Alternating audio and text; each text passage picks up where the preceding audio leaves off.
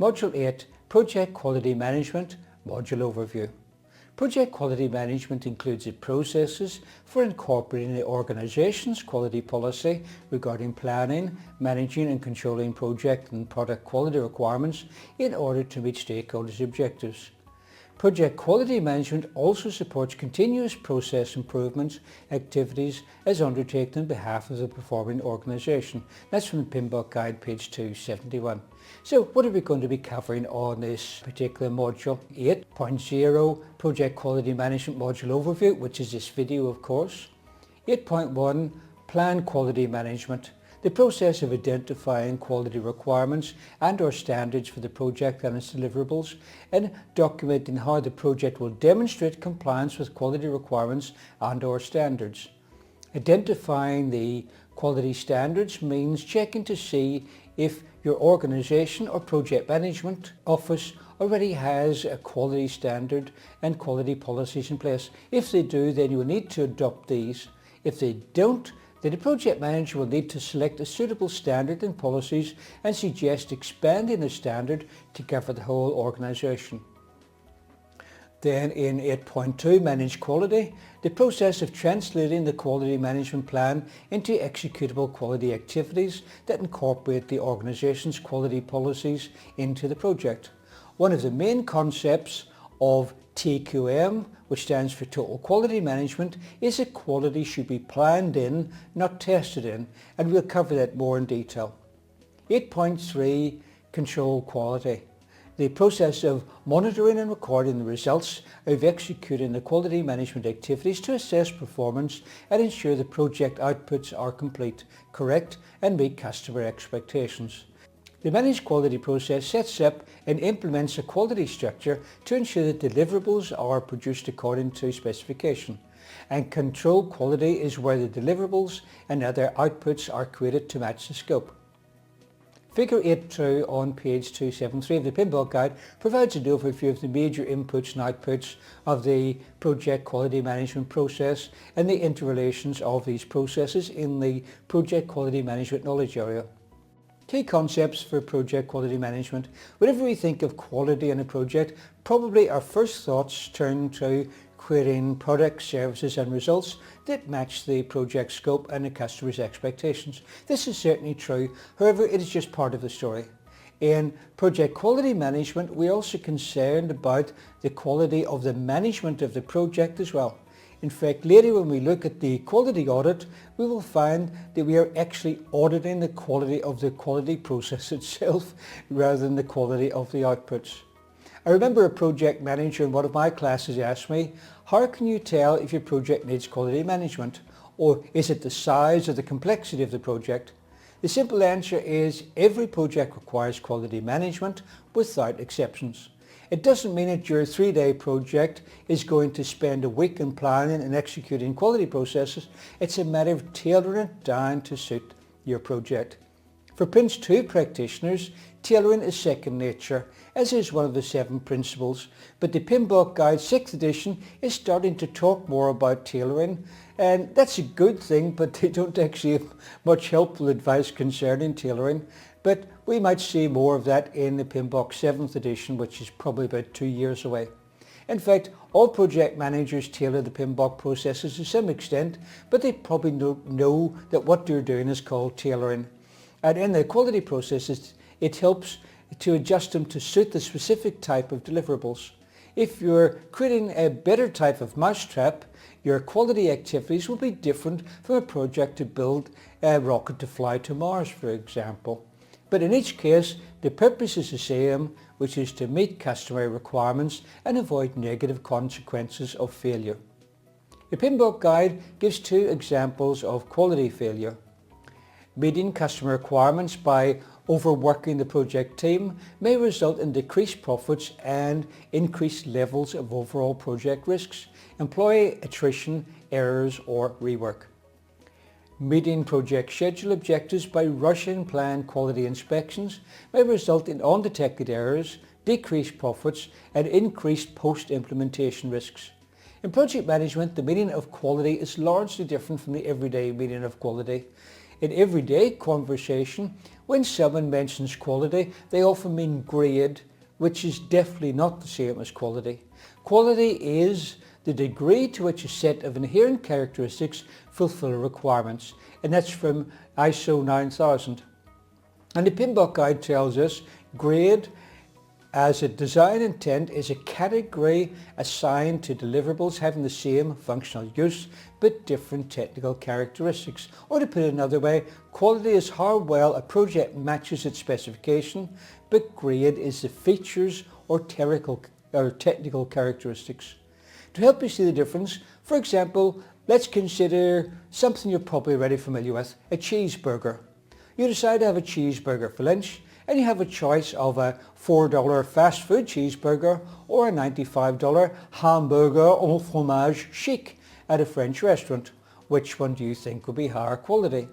Using the everyday meaning of quality, you'd be thinking in terms of grade or better or worse. For example, better quality meat, bigger portions, better presentations, and so on. But in quality management, quality refers to conformance to specification and not to the grade. Now think of our $4 fast food cheeseburgers. The meat patties are mass produced, they're stamped out like coins and so be virtually identical in every way.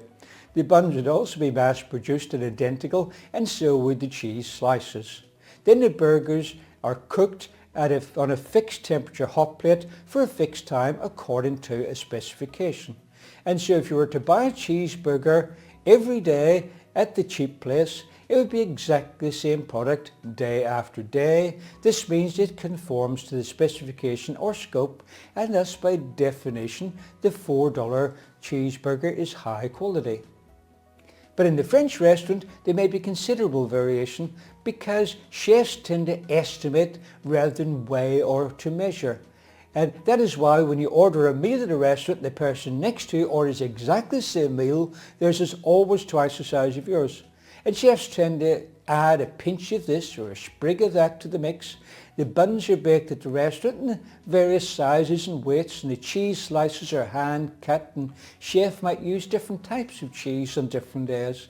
And so if you buy an hamburger au fromage chic every day, it could be somewhat different every day. This means it does not conform closely to specification, and thus by definition it's low quality.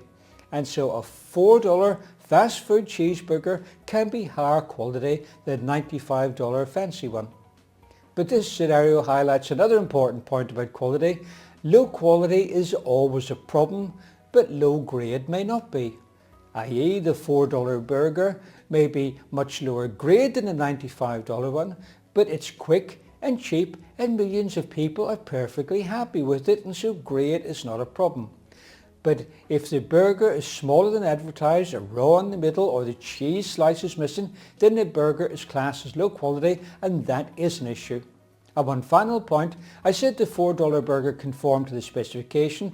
I did not say it matched the store advertising poster, as the two are clearly unrelated. Now we come to another important concept in quality management, which is prevention is preferred over inspection. It is better to design quality into deliverables rather than to find quality issues during inspection. The cost of preventing mistakes is generally much less than the cost of correcting mistakes once they are found by inspection or during usage.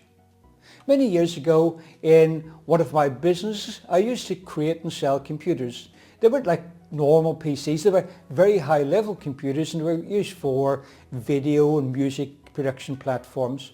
The company that manufactured the components, such as the video cards, audio cards, network cards and so on, had a simple policy. If a component failed for any reason within 6 months of the purchase date, the component would be replaced free of charge, no questions asked. The reason why they could afford this generous policy was because of their quality assurance. In previous years, the company hadn't considered quality as a priority. They had thought the same as some companies think today. Quality assurance takes time and money to implement. Quality assurance does take time and money to implement, but that is just looking at one side of the equation. If quality assurance is properly implemented, it will save much more than it costs. Before implementing a quality system, the company used to have a lot of defects. They would test the components they manufactured, every single one of them, and rejecting as many as half the units they produced. This maintained a lot of equipment and employed a number of staff just for checking these components. This is called quality control. Eventually the company began implementing a quality system, and now instead of focusing on testing and checking, i.e. quality control, they began paying more attention to quality assurance. This is planning quality in. Quality assurance is a management function which sets up a quality framework. Following the framework during the manufacturing process increases the likelihood that the products will meet specification and therefore reduce the need for quality control. And this is exactly what happened in the company. Now instead of rejecting maybe 1 in 2 products, they were rejecting maybe 1 in 4 or 5. This encouraged them to research even better quality methods, and they sooner were rejecting only 1 product in many thousands. Ultimately, they moved to Six Sigma, which means they were rejecting no more than 3.4 units in every million units they produced. And they changed their quality control list to a statistical sample. So now instead of checking every one, they were checking randomly only 1 in 10,000. But now here's the important point. Even though they were just testing 1 in 10,000, they still needed to maintain all the same equipment that they used to have for testing every one. And now the equipment was sitting idle most of the time, and they still needed to retain trained staff to use the equipment. So the decision was made to stop all testing, all quality control, as the possibility of producing faulty products was close to zero. What had changed? Initially they were testing quality in, but now they were planning quality in. There's still a chance that a faulty product could be produced, 3.4 in each million, and that's why they allowed no questions asked exchanges.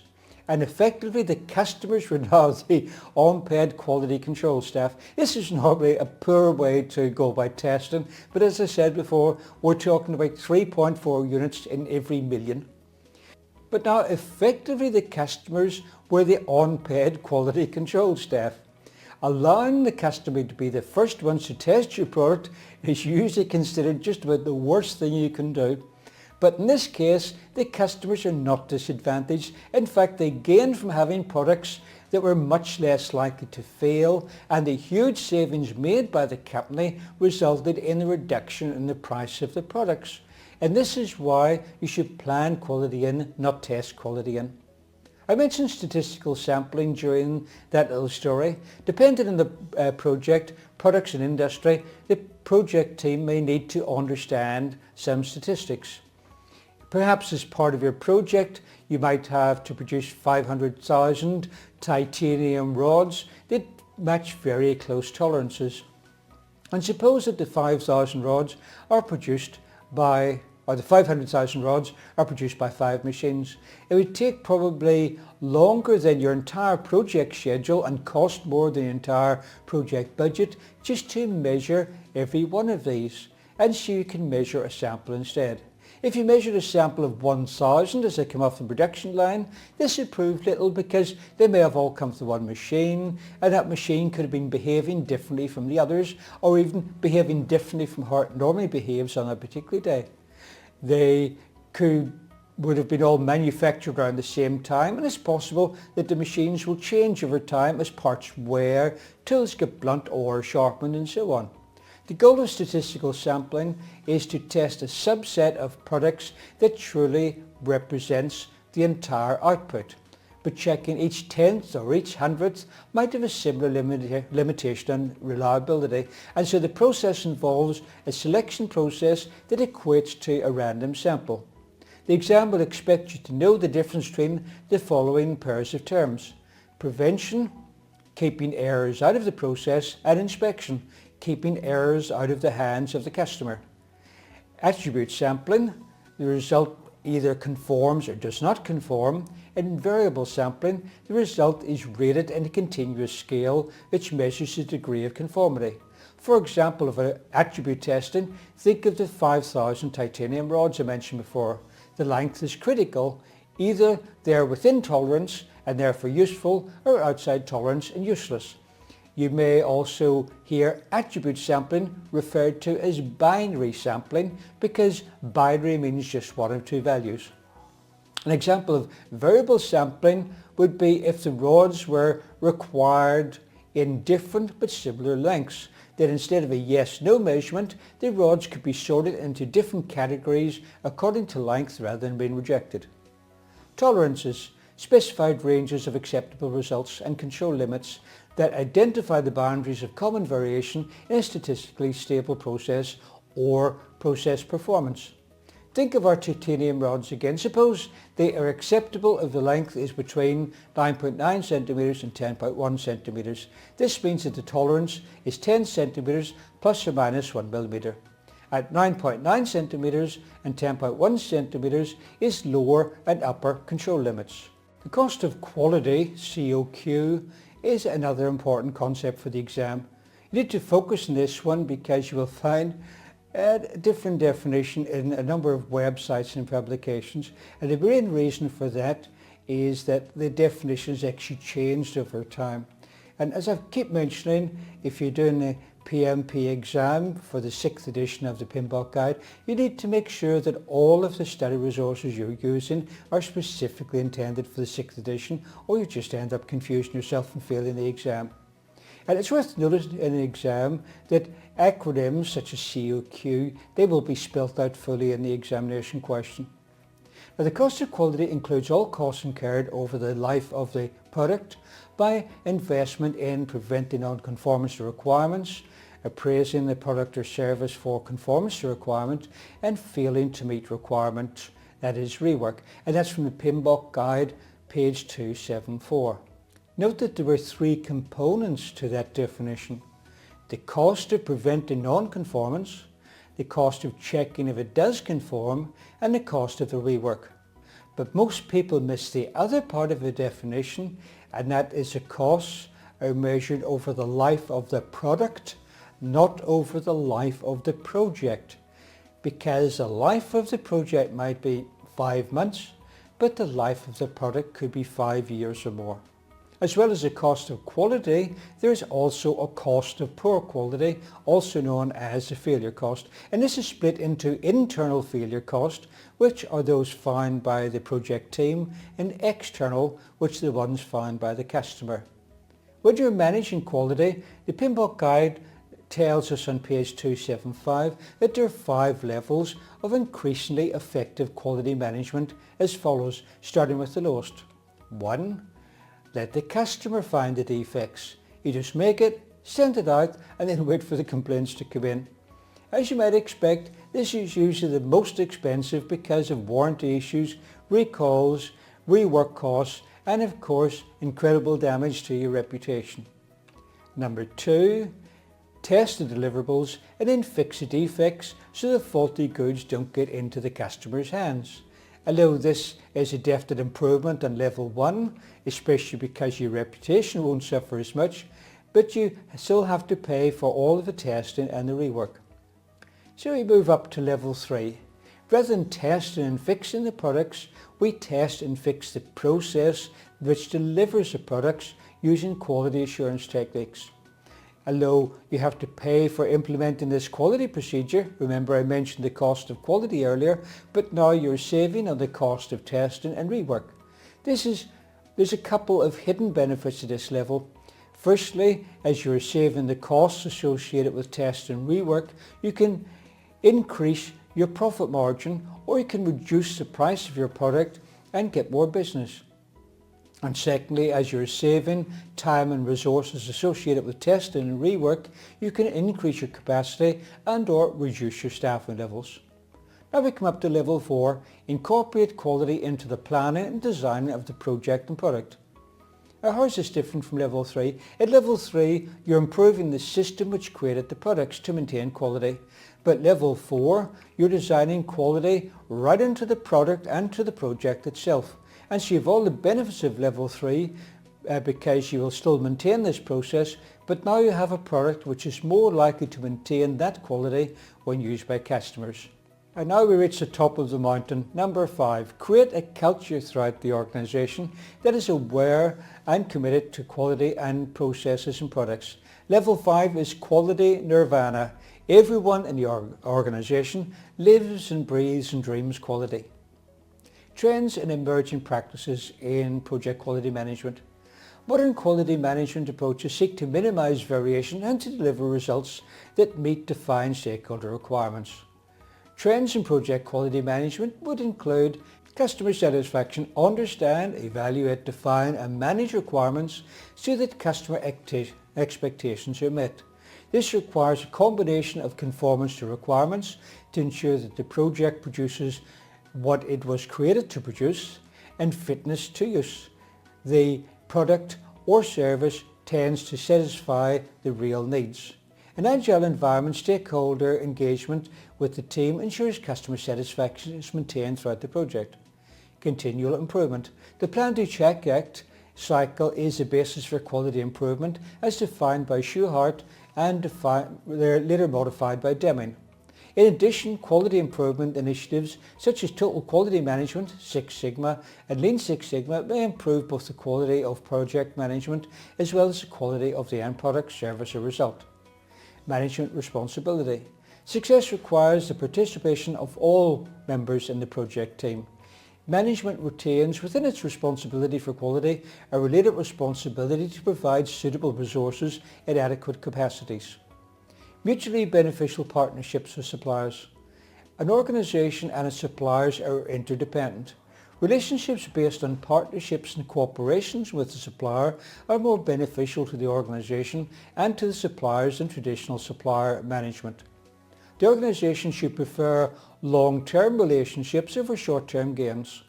A mutually beneficial relationship enhances the ability for both the organisation and the suppliers to create value for each other. It enhances the joint responses to customer needs and expectations and optimises costs and resources. Tailoring consideration. Each project is unique, therefore the project manager will need to tailor the way project quality management processes are applied. Please read page 276 of the PMBOK guide for tailoring considerations. As I have mentioned before, the PMBOK guide does not actually offer suggestions on how to tailor, it just gives a list of questions to consider. Considerations for agile adaptive environments. As you might expect, agile methods use frequent quality and review steps along with frequent reviews of quality processes, and the focus is on trials to test concepts and small batches of work to uncover inconsistencies and quality issues as early as possible. Well, this is the end of Project Quality Management Module Overview. Next lesson is 8.1 Plan Quality Management. Please read the corresponding chapter in the PMBOK guide before watching the video to increase your learning.